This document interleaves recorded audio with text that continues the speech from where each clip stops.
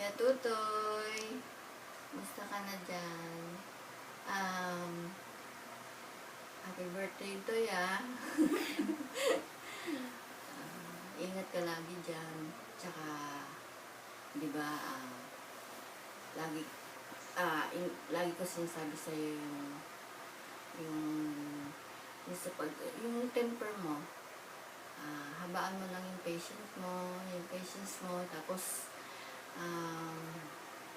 di ba di ba sabi nga sa Bible, ay mas maganda yung mabagal kang magalit kasi makakapag-isip ka pa ng mabuti. At saka yung galit kasi ikakapapahamak mo yan eh. Kaya yun nga, sasabi sa ito ay maganda yung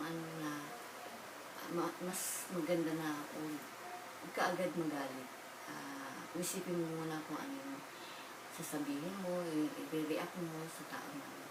At saka, dalangin ko sa'yo, Toy, lagi ka na sa mabuting kalagayan, kalusugan, at saka,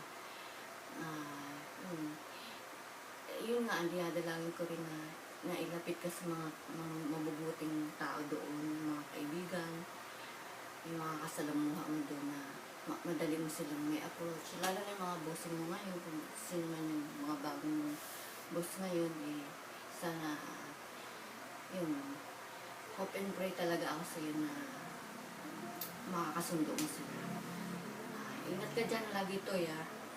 At saka, self-control lang talaga. Dahil sa tukso. Kaya yun lang sabi ko sa'yo to, Lord, pagpalain ka ng Panginoon, ingatan ka niya. I-guide ka niya.